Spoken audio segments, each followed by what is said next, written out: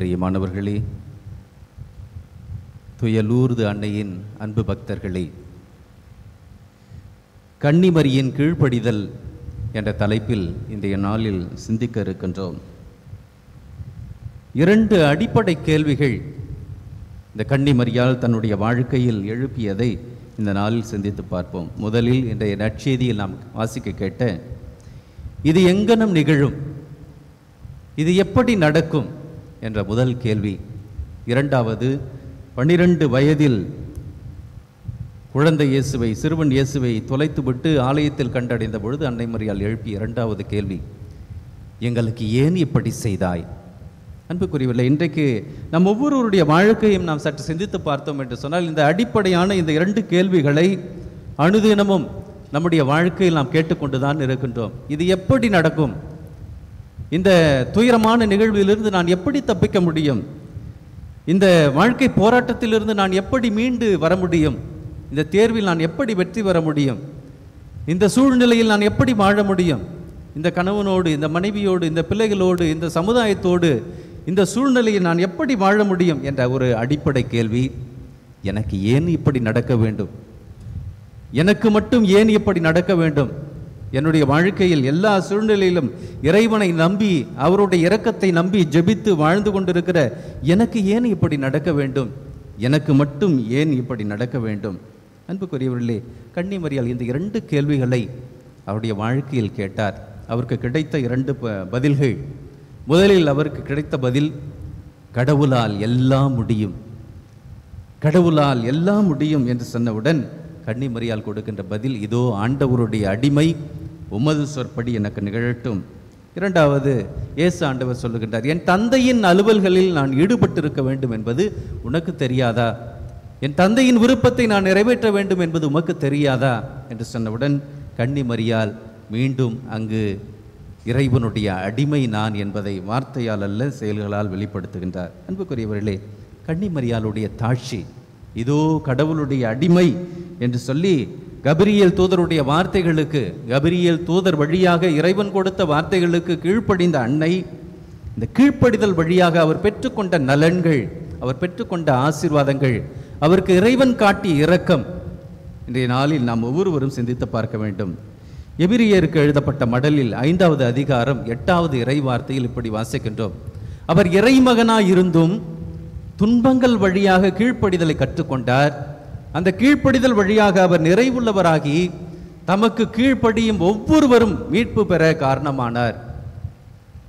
அவர் இறைமகனாய் இருந்தும் கூட இந்த துன்பங்கள் வழியாக, வாழ்வியல் போராட்டங்கள் வழியாக, அவர் அனுபவித்த பாடுகள் வழியாக, அவர் பட்ட துன்பங்கள், துயரங்கள் வழியாக, வேதனை வழியாக, கண்ணீர் வழியாக அவர் கீழ்ப்படிதலை கற்றுக்கொண்டார் என்று இயேசு ஆண்டவரை பற்றி எபிரியருக்கு எழுதப்பட்ட மடலில் நாம் வாசிக்கின்றோம். இன்றைக்கு கன்னிமரியாளுடைய வாழ்க்கையும் அப்படிப்பட்ட ஒரு வாழ்க்கையாக, இயேசு கிறிஸ்து பெற்றுக்கொண்ட அந்த கீழ்ப்படிதலுக்குரிய அந்த துயரங்கள் வழியாக அவர் எப்படி நிறைவுள்ளவராக இருந்தாரோ அதுபோல நிறைவுள்ள ஒரு வாழ்க்கையை கன்னிமரியாள் வாழ்ந்தார் என்று சொன்னால் அது மிகையாகாது. தொடக்க நூலில் நாம் வாசிக்க கேட்கின்றோம். தொடக்க நூல் 12வது அதிகாரம் 2வது இறை வார்த்தையில் ஆபிரகாமை கடவுள் அழைக்கும் பொழுது இப்படி சொல்லுகின்றார், நீயே ஆசியாக விளங்குவாய், கடல் மணல் என உன்னை நான் பெருக்குவேன், நீ ஆசியாக விளங்குவாய் என்று சொல்லி இந்த ஆபிரகாமுக்கு ஆசி வழங்குகின்றார். இன்றைய நற்செய்தியில் நாம் வாசிக்க கேட்டோம், அருள் நிறைந்த மரியே, அருளால் நிரப்பப்பட்ட மரியே, ஆண்டவர் உம்மோடு இருக்கின்றார் என்று சொல்லி கபிரியேல் வானதூதர் வாழ்த்தொல்லி கொடுக்கின்றார். ஆபிரகாமுக்கு தந்த அந்த ஆசியை, ஆபிரகாமுக்கு கடவுள் காட்டிய அந்த இரக்கத்தை இன்றைக்கு கன்னிமரியாளுக்கு கடவுள் காட்டியிருக்கின்றார். மீண்டும் ஆபிரகாமுடைய வாழ்க்கையில் பார்க்கின்றோம். 22வது அதிகாரம் தொடக்க நூல், அதிலே 18வது இறை வார்த்தையில் இப்படி வாசிக்கின்றோம், நீ என் குரலுக்கு செவி சாய்த்ததால், நீ என்னுடைய வார்த்தைக்கு கீழ்ப்படிந்ததால் உன் வழிமரபினர்கள் வழியாக இந்த உலகம் அனைத்தும் ஆசி கூறிக்கொள்ளும். நீ என் குரலுக்கு செவி சாய்த்ததால் இந்த உலகம் அனைத்தும் உன்னுடைய சந்ததிகள் வழியாக ஆசி பெற்றுக் கொள்ளும், அவர்கள் பெயரை சொல்லி ஆசி கூறிக்கொள்ளும் என்று சொல்லுகின்றார்கள். இன்றைக்கு கன்னிமரியாள் எலிசபெத்தை சந்தித்த அந்த நிகழ்வில் அவருடைய பாடலில் இப்படி சொல்லுகின்றார், இது முதல் எல்லா தலைமுறையினரும் என்னை பேறு பெற்றவள் என்று சொல்லுமே, இது முதல் எல்லா தலைமுறையினரும் என்னை ஆசி பெற்றவள் என்று சொல்லுமே, ஏனென்றால் நான் கடவுளுடைய வார்த்தைக்கு கீழ்ப்படிந்தேன், கடவுளுடைய வார்த்தைக்கு நான் செவிமடுத்தேன். அன்புக்குரியவர்களே, கன்னிமரியால் இந்த எலிசபெத்தை சந்திக்கின்ற அந்த நிகழ்வை சற்று சிந்தித்து பார்ப்போம். எலிசபெத்து சந்திக்கின்ற அந்த நிகழ்வில் என்ன நடக்கின்றது? எலிசபெத்து தூய ஆவியான ஆட்கொள்ளப்பட்டு கன்னிமரியை பார்த்து சொல்லுகின்றார், என் கடவுளுடைய தாய் என்னிடத்தில் வர நான் தகுதி பெற்றது எப்படி? ஆண்டவருடைய வார்த்தைகளை நீ நம்பியதால் நீ பேறு பெற்றாய் என்று சொல்லுகின்றார். அன்புக்குரியவர்களே, இந்த எலிசபெத்தினுடைய வார்த்தைகள் கிடையாது. தூய ஆவியானவரால் நிரப்பப்பட்டு தூய ஆவியானவர் கொடுக்கின்ற வார்த்தைகள். தூய ஆவியானவர் இந்த கன்னிமரியாலை பார்த்து சொல்லுகின்றார், கடவுள் உனக்கு சொன்னதை நம்பிய நீ பேறு பெற்றவள். இன்றைக்கு பெண்களுள் ஆசீர் நிறைந்தவர் என்று சொல்லி வாழ்த்தி இந்த அன்னையை போட்டுகிறோமே, அதற்கான அடிப்படை காரணம் கடவுளுடைய வார்த்தைகளை நம்பி கடவுளுடைய திருவுளத்திற்கு இதோ ஆண்டவருடைய அடிமை என்று சொல்லி அவர் தன்னை தாழ்த்தியது. கடவுள் முன்னிலையில் தன்னை தாழ்த்தியதால் அவர் பேறு பெற்றவர். இயேசு ஆண்டவரை கருதரித்ததால் மட்டுமல்ல, இயேசு ஆண்டவருடைய வார்த்தைகளை உள்ளத்தில் இருத்தி வாழ்வாக்கியதால், தன்னை இறைவனுடைய சித்தத்திற்கு தாழ்த்தியதால் இந்த அன்னை மரியாள் பேறு பெற்றவள். அன்புக்குரியவர்களே, இந்த கன்னிமரியாளுடைய கீழ்ப்படிதல் எப்படிப்பட்டது? கன்னிமரியாளுடைய கீழ்ப்படிதல் எப்படிப்பட்ட ஆசிரை அவருக்கும் இந்த உலகிற்கும் கொடுத்தது என்பதை இந்த நாளில் சிந்தித்து பார்க்க வேண்டும். கன்னிமரியாள் கபிரியேல் தூதருடைய வார்த்தைகளை பெற்றுக் கொள்ளுகின்றார். பிறகு சூசையப்பருக்கு வானதூதருடைய வார்த்தைகள் கிடைத்தவுடன் அவர் தன் மனைவியை ஏற்றுக்கொள்ளுகின்றார். அவருடைய வாழ்க்கையை சற்று சிந்தித்து பாருங்கள். வானதூதர் சூசையப்பரிடம் சொல்லுகின்றார், குழந்தையை கொல்ல ஏரோது தேடுகிறான் என்று சொன்னவுடன் அவர் தன் குழந்தையையும் தாயையும் தூக்கி கொண்டு இந்த எகிப்து நாட்டுக்கு நோக்கி செல்லுகின்றார் என்று சொல்லி நாம் பார்த்தோம். அப்பொழுது கன்னிமரியாள் ஒரு வார்த்தை முதலாய் சொல்லாது இந்த சூசையினுடைய வார்த்தைகளுக்கு கீழ்ப்படுகின்றார். மீண்டும் வானதூதர் சூசையப்பருக்கு சொல்லுகின்றார், குழந்தையை தூக்கி கொண்டு நாசரேத்துக்கு போ, குழந்தையை கொல்ல தேடி ஏரோது இறந்து விட்டான் என்று சொன்னவுடன் கன்னிமரியாள் ஒரு வார்த்தை முதலாய் பேசாது சூசையப்பருக்கு கீழ்ப்படிந்து குழந்தையை தூக்கி கொண்டு நாசரேத்துக்கு போகின்றார். மீண்டும் இயேசுனுடைய வாழ்க்கையில், கன்னிமரியாளுடைய வாழ்க்கையில் நாம் பார்க்கின்றோம், இயேசு ஆண்டவர் பித்து பிடித்தவராய் இருக்கின்றார். அவர் தன்னுடைய புத்தி சுவாதனம் இழந்திருக்கின்றார் என்று சொல்லி உறவினர்கள் சொன்ன பொழுது கன்னிமரியாள் ஒரு வார்த்தை முதலாய் பேசாது இயேசுவை பார்க்க செல்லுகின்றார். இயேசு அங்கு சொல்லக்கூடிய வார்த்தைகள் என்ன? யார் என்னுடைய தாய், யார் என்னுடைய சகோதரர்கள்? இறைவார்த்தையை கேட்டு அதன்படி வாழுகின்றவர்களே என் தாயும் சகோதரியுமாய் இருக்கின்றார் என்று சொன்ன பொழுது அன்னை மரியாள் மௌனமாய் இருக்கின்றார். உண்மையில் இயேசு ஆண்டவர் அங்கு சொல்வது என்ன? இறைவார்த்தையை கேட்கிறவர்களாக மட்டுமில்லாமல் அதை வாழ்வில் கடைபிடிக்கிறவராக கன்னிமரியாள் இருந்தார். கடவுளுடைய வார்த்தையை வெறுமனை வயிற்று கருவில் சுமந்தவராய் மட்டுமல்ல, அதை இதயத்தில் சுமந்தவராய். இன்றைய நற்செய்தியில் நாம் வாசிக்க கேட்டோம், இந்த வாழ்த்து எத்தகையதோ என்று சொல்லி அன்னை மரியாள் தன் உள்ளத்தில் சிந்தித்தார். மீண்டுமாக நாம் பார்க்கின்றோம், இடையர்கள் இயேசு குழந்தையை காண வந்த பொழுது அவர்கள் சொன்ன வார்த்தைகளை உள்ளத்தில் இருத்தி கன்னிமரியாள் சிந்திக்கின்றார். மீண்டும் குழந்தை இயேசுவை ஆலயத்திற்கு கொண்டு செல்லும் பொழுது சிமியோன் சொன்ன வார்த்தைகள், உன் உள்ளத்தை ஒரு வாள் ஊடுருவ குத்தும் என்று சொன்ன பொழுது கன்னிமரியாள் மீண்டும் அந்த வார்த்தைகளை உள்ளத்தில் இருத்தி சிந்திக்கின்றார். இறை வார்த்தையை வெறுமனை கேட்டுவிட்டு செல்லுகிறவராக அல்ல, அந்த இறை வார்த்தையை வாழ்வாக்குகிறவராக கன்னிமரியாள் இருந்தார். அன்புக்குரியவர்களே, இன்றைக்கு இந்த கன்னிமரியாளுக்கு இறைவன் கொடுத்த பேரு என்ன? தொடக்கத்தில் நாம் பார்க்கின்றோம், தொடக்க நூல் முதல் அதிகாரத்தில் இறைவன் இந்த மனிதனை படைக்கின்ற நிகழ்வில் ஆதாமுடைய விலாவில் இருந்து ஒரு எலும்பை எடுத்து பெண்ணை உருவாக்குகின்றார். ஆதாம் அப்பெண்ணை பார்த்து, இவள் என் எலும்பின் எலும்பு, என் சதையின் சதை, என் இரத்தத்தின் இரத்தம் என்று சொல்லி இந்த ஆதாம் ஏவாளை பார்த்து சொல்லுகின்றார். ஆனால் புதிய ஏற்பாட்டில் சற்று மாறுபட்ட ஒரு புது படைப்பை நாம் பார்க்கின்றோம். கன்னிமரியாள் சிலுவையிலே தொங்கிக் கொண்டிருக்கிற இயேசுவை பார்த்து இப்படி சொல்லியிருக்கக்கூடும், இவர் என் எலும்பின் எலும்பு, என் சதையின் சதை. படைப்பின் தொடக்கத்தில் ஆணிடமிருந்து பெண்ணை கடவுள் படைக்கின்றார். ஆனால் படைப்பின் இறுதியில், இந்த புது படைப்பில் மீட்பின் தொடக்கத்தில் பெண்ணிடமிருந்து கடவுள் தன் மகனை உருவாக்குகின்றார்.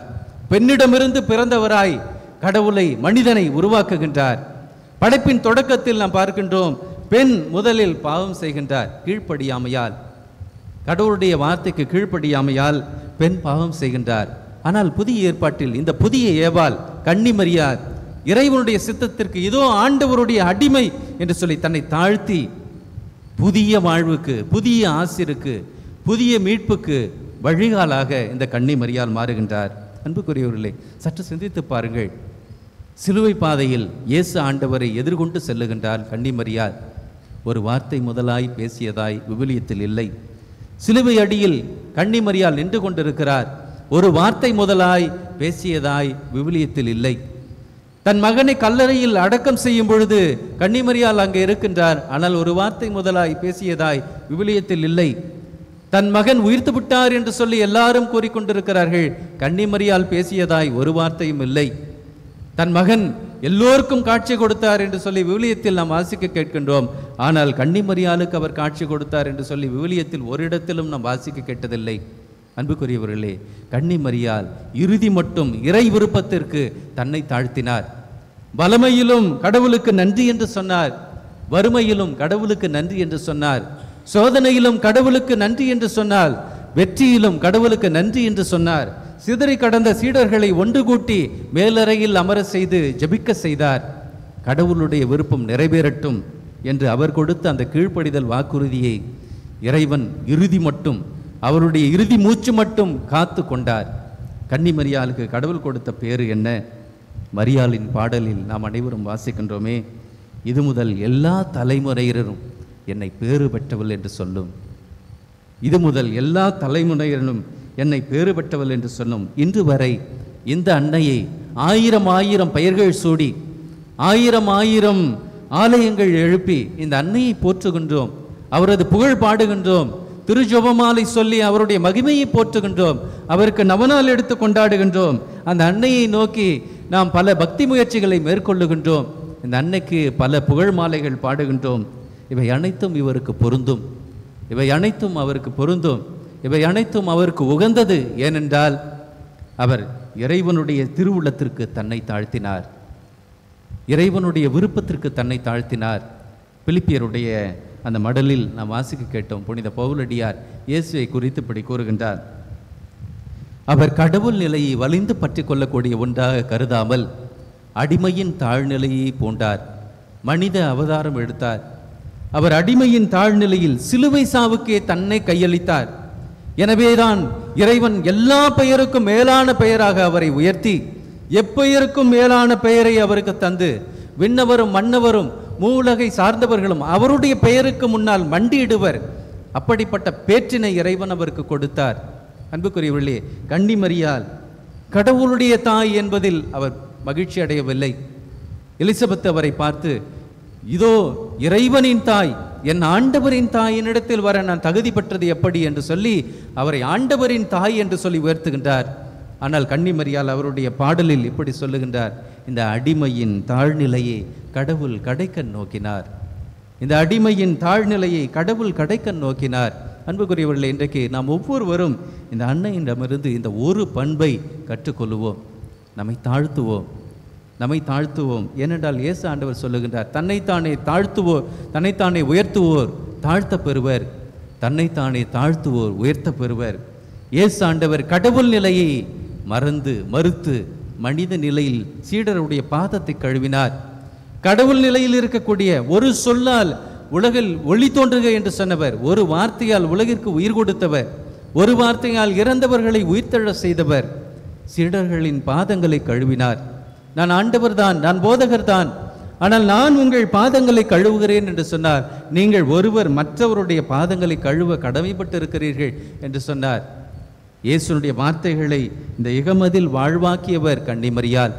கபிரியேல் தூதர் உன்னுடைய உறவின் முறையினல் வயது முதிர்ந்த காலத்தில் கருவுற்றிருக்கிறார் என்று சொன்னவுடன் சிறுமி மரியா, எளிமையான மரியா உடனே சென்று அவரோடு தங்கி அவருடைய தேவையில் உதவி செய்கின்றார். காணவூர் திருமணத்தில் ரசம் தீர்ந்து விட்டது என்று அறிந்தவுடன் மகனிடம் சென்று, மகனே ரசம் தீர்ந்து விட்டது என்று சொல்லி பரிந்து பேசி அவருடைய தேவையில் உதவி செய்கின்றார். தன்னுடைய மகனை உதறி தள்ளி ஓடி சென்ற சீடர்களை, மறுதளித்த சீடர்களை, காட்டி கொடுத்த சீடர்களை கட்டி அணைத்து ஒரு அறைக்குள் அமர செய்து அவர்களுக்காக ஜெபித்து ஆவியானவருடைய வல்லமையை பெற்றுக் கொடுக்கின்றார். இப்படிப்பட்ட தாழ்ச்சியை, இப்படிப்பட்ட தாயன்பை, இப்படிப்பட்ட நேசத்தை நாம் ஒவ்வொருவரும் நம்முடைய வாழ்க்கையில் கொண்டிருக்க வேண்டும். நம்முடைய வாழ்க்கையில் இருக்கக்கூடிய ஏற்றத்தாழ்வுகளை, நான் என்ற எண்ணத்தை, நம்மிடமுள்ள அனைத்தையும், அறிவு, சிந்தனை, சொல், செயல், செல்வம் அனைத்தையும் பிறருடைய நன்மைக்காக, இறைவனுடைய மாட்சிக்காக, கடவுளுடைய மகிமைக்காக பயன்படுத்தி நம்மை தாழ்த்தும் பொழுது இயேசுவின் வார்த்தை உண்மையாகும், தம்மை தாமே தாழ்த்துவோர் உயர்த்த பெறுவர்.